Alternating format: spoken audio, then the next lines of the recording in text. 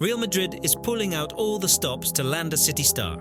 Nico Williams shocked everyone with his decision, and Salah has put an end to the rumours. And that's not all. Let's get started. We've got a huge story brewing out of Anfield, and it's all about the Egyptian king, Mo Salah. The man, the myth, the legend. Is he staying or is he going? The rumours have been flying around like a deflected free kick. Whispers of a move to the Saudi Pro League, lured by the big bucks and the chance to play alongside Mate Sadio Mane. But hold your horses, folks, because it seems Mo's got other ideas. He's reportedly made a big call, a decision that's got the cop buzzing. He's hinted, in his own words, "Honestly, I had a good summer. I had a long time to stay with myself, try to think positive, because as you know, it's my last year at the club. I just want to enjoy it, I don't want to think about it, but I feel free to play football. We will see next year." See next year. Is that a hint, Mo? Is that a subtle nudge to the Liverpool board? Because it seems like he's desperate to stay. He's reportedly desperate to remain at Anfield, folks. Now, I'm not saying he's not tempted by the riches of Saudi Arabia, but it seems the lure of the Middle East isn't quite as strong as the pull of the red shirt. He's seen what's happened to Mane, hasn't he? Struggling a bit over there, not quite the same magic. Mo's not about to become a Saudi Sadio, not if he can help it. And let's be honest, folks, the Saudi Pro League, while throwing around money like confetti, isn't exactly the Champions League, is it? The infrastructure, the fans, the global appeal, it's not quite the same. Mo's a global superstar. He wants to play at the top level. Now, Liverpool, you've got a golden opportunity here. Mo's basically handed you a lifeline. He's said he wants to stay, he's given up some leverage, and now it's your turn to step up. But what's the holdup? Why haven't you offered him a new contract yet? Is it his age? Is it some weird financial policy? I mean, come on, Liverpool. You're not exactly struggling for cash, are you? And Mo's still one of the best in the world. He's a goal machine, a game changer, a legend in the making. Letting him walk away for free, it would be criminal. It would be like letting a priceless painting rot in a shed. It would be madness. So, Liverpool, get your act together. Give Mo the contract he deserves, the contract he wants, and let's see him continue to light up Anfield for years to come. This is just the start of the story, folks. Stay tuned for more updates on this developing saga. Real Madrid are sniffing around Manchester City's midfield maestro Rodri. AS, the Spanish paper that's always in the know, has dropped a bombshell. Florentino Perez, the man who loves a big money signing more than a kid loves candy, has got his eyes on Rodri. He's obsessed, I tell you. Obsessed! Now, Rodri, he's a baller, a real midfield general. He's got the tackles, the vision, the range of passing, the whole shebang. He's been a rock for Pep Guardiola at City. And let's be honest, that's no easy feat. But here's the thing. City's got him locked down until 2027. So, Real Madrid, you're gonna have to break the bank, or maybe just convince Rodri that the Bernabeu is the only place to be.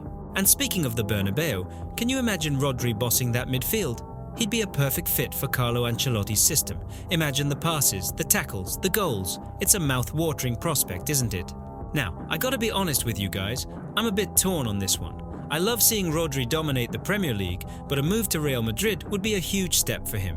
He's a top-class player, and he deserves to play for the biggest clubs in the world.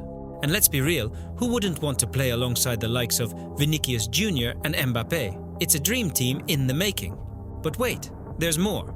Guardiola has apparently told Rodri that if he's leaving City for Spain, he should head to Barcelona, not Madrid. Can you believe it?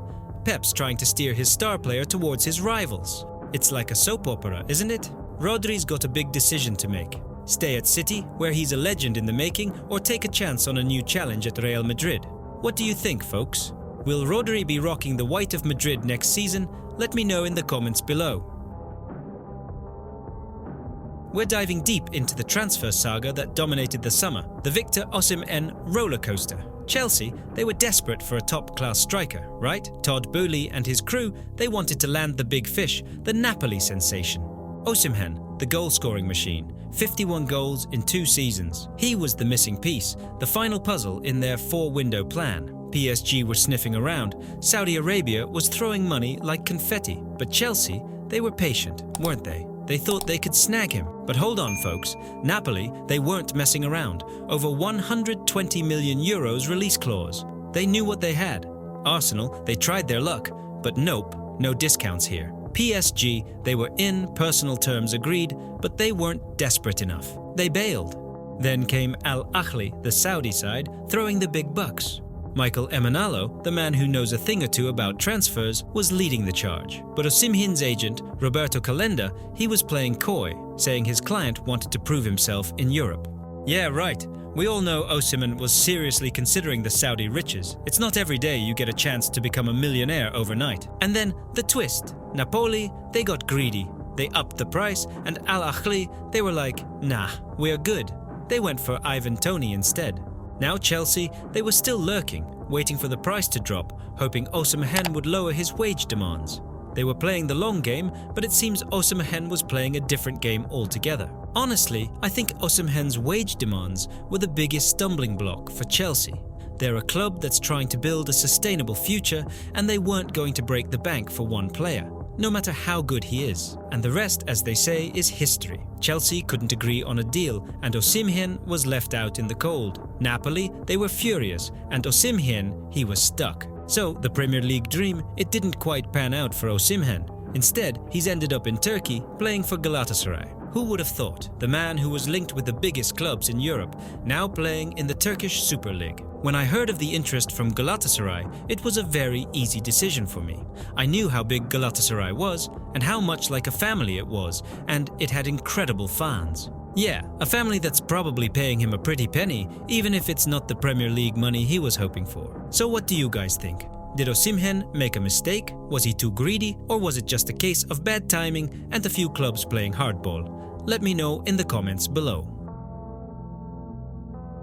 Let's talk about the elephant in the Old Trafford dressing room, Erik ten Hag's future. The whispers are getting louder, the rumours are swirling, and the bookies are taking bets. Is the Dutchman's time at Manchester United coming to an end? Apparently, the press is buzzing about Gareth Southgate as a potential replacement. Southgate, the man who couldn't quite deliver the goods with England, is being touted as the next Man United boss. Seriously, the odds are in Southgate's favour, followed by Pochettino, Van Nistelrooy, and then way down the list, Thomas Tuchel. Personally, I think Tuchel would be a far more exciting option for the Red Devils. He's a proven winner, a tactical mastermind, and he'd bring a much-needed spark to the team. Southgate, bless him, is currently out of a job after his England stint.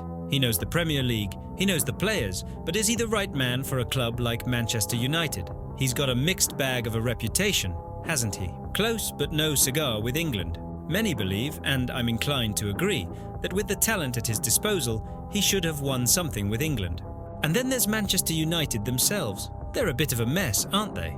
The club's a roller coaster of emotions, and Ten Hag seems to be struggling to keep it on the tracks. My take: Ten Hag's tactics haven't quite clicked. He's got a squad full of talent, but they're not playing with the same intensity and fluidity we saw in his Ajax days. He's got a lot of work to do to build a cohesive unit. The timing of that Liverpool defeat was brutal, wasn't it? 2 weeks to stew on that result before they get another chance to prove themselves. The pressure's on, and it's been building for a while. The FA Cup win over City masked some serious cracks in the foundation. The transfer window offered a chance to rebuild, but the next few games are going to be crucial. Sources are saying that Ten Hag's been hanging on by a thread, that it's been a series of moments that have kept him in the job. But now, it's all about consistency, identity, and style of play. Manchester United would love to stick with Ten Hag, but they're not blind to the situation. If things don't improve, his job will be on the line. And here's what Alan Shearer had to say about it. United's results will have to improve massively for Ten Hag to still be at the club at Christmas. A lot will depend on their next 2 results. After the defeat to Brighton and the manner of defeat to Liverpool, if the team doesn't see a massive improvement in the next game or 2, then it will be really difficult for him because the noise will only get louder. Ouch, that's pretty blunt, isn't it? So what do you think? Is Southgate the right man for Manchester United? Will Ten Hag turn things around, or is it time for a new manager at Old Trafford? Let me know your thoughts in the comments below. Nico Williams, the Spanish sensation, was top of Arsenal's wish list. Mikel Arteta wanted him badly. After his dazzling displays at Euro 2024, he looked like the perfect piece to complete the Arsenal jigsaw. They were sniffing around, tracking him like a hawk. They were ready to splash the cash, trigger that £50 million release clause, and bring him to the Emirates. But hold on a minute. What happened? Did Arsenal get cold feet? Did they get gazumped by Barcelona? No. The lad decided to stay loyal to his boyhood club, Athletic Bilbao. A blow for Arsenal, sure, but not a knockout punch. Arsenal, they're persistent, aren't they? And they haven't given up on Nico. They've brought in Raheem Sterling on loan, a decent short-term fix, but let's be honest, he's not Nico Williams, is he? Sterling's a great player, but he's not the electrifying winger Arsenal truly crave. And here's the juicy bit. Reports are suggesting that Arsenal are still very much in the running for Nico. They've been given a glimmer of hope, a little whisper in the wind that he might be open to a move next summer.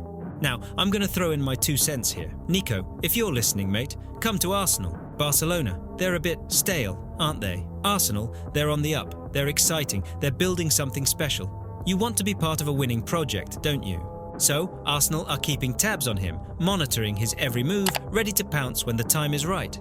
They know Barcelona are lurking, but they're confident they're in the driving seat. They're adamant they're front runners.